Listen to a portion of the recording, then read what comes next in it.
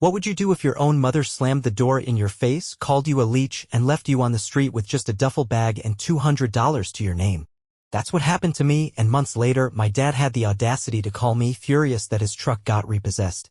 My answer? Simple, I stopped paying for it. But trust me, that's just the beginning. I was 22 when my mom told me to get out and never come back.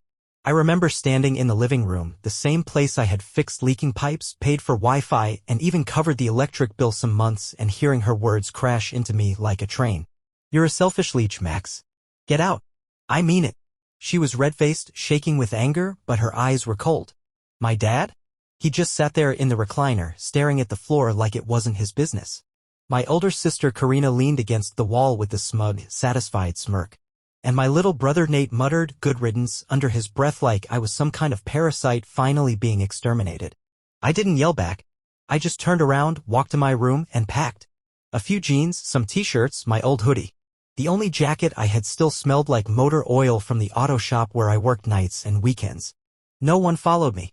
No one stopped me. When I stepped outside, the door locked behind me like a period at the end of a sentence I didn't get to finish. I climbed into my beat-up Honda with $200 in my bank account and a half-tank of gas. That night, I slept in the car behind the garage where I worked. Not much sleep, honestly. The seat wouldn't recline all the way and the air was freezing. The next day, my coworker Benny, an older guy with a thick mustache and a heart of gold, offered me his couch. His apartment smelled like dog treats and old coffee, and his pit bull, Thor, snored louder than a tractor. But for the first time in days, I had a roof. Still, I couldn't stay there forever. I scoured every bulletin board in town. Most places wanted first and last month's rent plus deposit, 3 things I definitely didn't have. Then I found it, a tiny studio at the edge of town. 1 room, barely functional plumbing, flickering lights, and carpet that had seen better decades. But it was cheap. The landlord, a cranky guy named Ron, looked me over once and said, "You work at that auto shop, right? You look like you pay on time." I handed him everything I had and got the keys that day. That first night, I had nothing but a sleeping bag and a plastic fork. I lay on the floor staring at the cracked ceiling, listening to the neighbor's TV through the paper-thin wall. I taped an old mountain poster, something I'd snagged at a garage sale, above my sleeping spot. That poster? It made the place feel almost human. The next day, I bought a $20 used mattress from the thrift store and a dented lamp.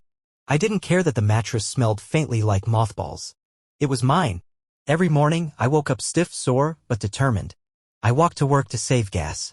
The shop became my refuge, clanking tools, the smell of grease, the sound of my coworkers laughing over lunch. I didn't tell them what had happened. I didn't need their pity. But I kept pushing 1 shift at a time. 1 greasy paycheck at a time. And even though my apartment was bare, it was the first place I'd ever lived that was truly mine.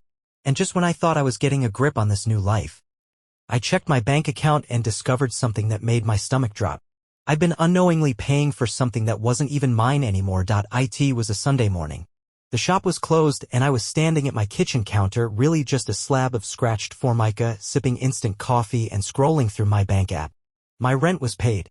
Groceries were mostly ramen and off-brand cereal, but I was making it work. Only, something didn't add up. There was a recurring charge. $180 a month. Every single month.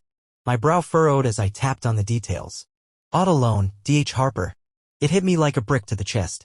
It was Dad's truck. His truck. The same one he used to polish every Sunday like it was some kind of shrine to himself.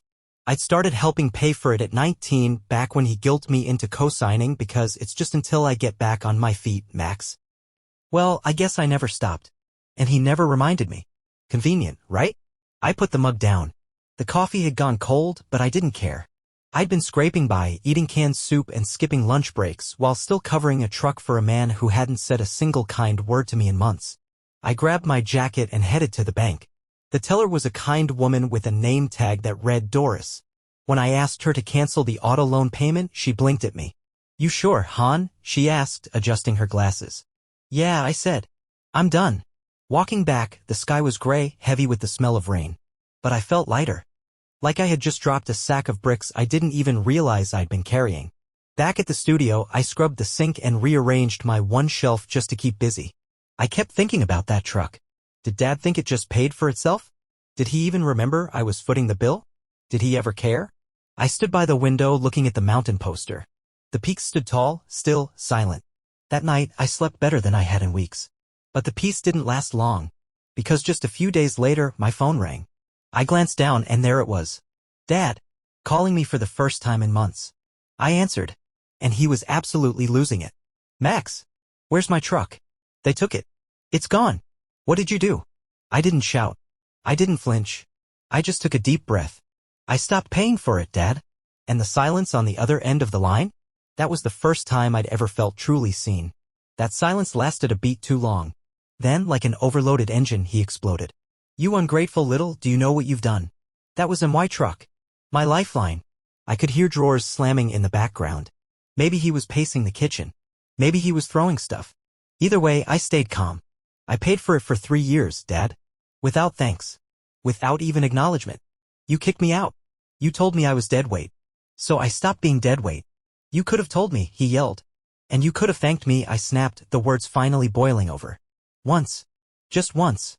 Then he hung up. That should have been the end, right? But of course it wasn't. The next day, I got a text from Karina.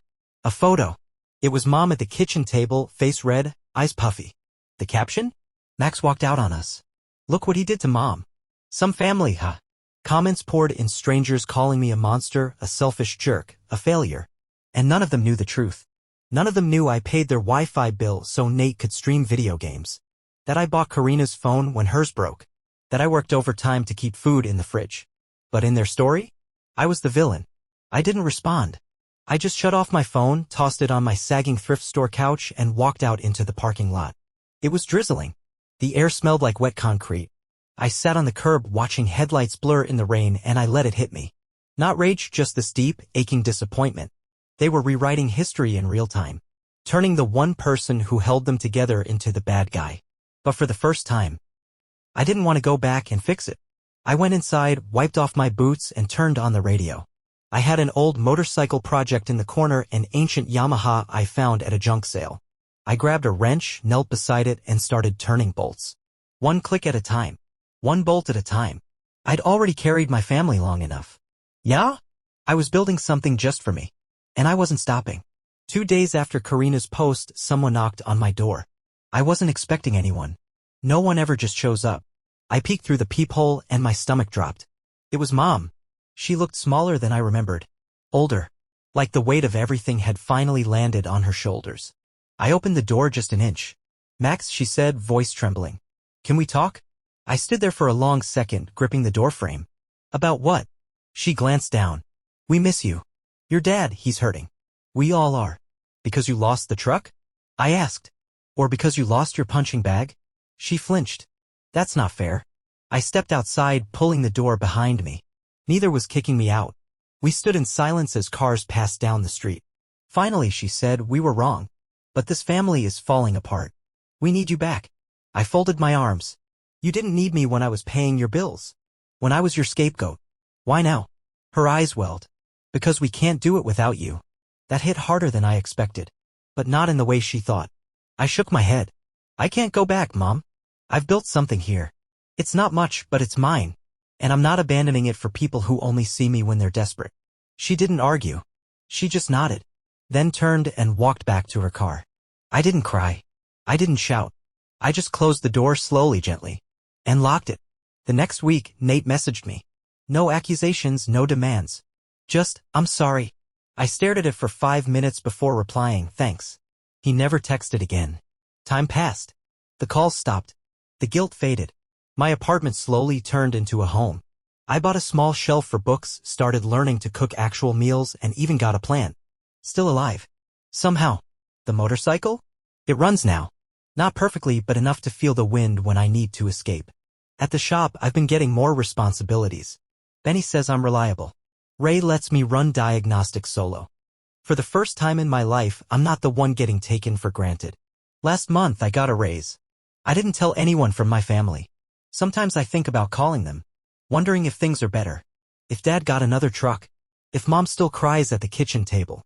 But then I remember I didn't walk out. I was thrown out. And still, I landed on my feet. I've got oil under my fingernails, a fridge that hums louder than it should, and a lamp that flickers when it's cold, but it's mine. And that's enough. So if you're reading this, wondering whether it's worth it to choose yourself, it is. Close the door. Turn the bolt. Breathe. Then build something better on your own terms. That's exactly what I did.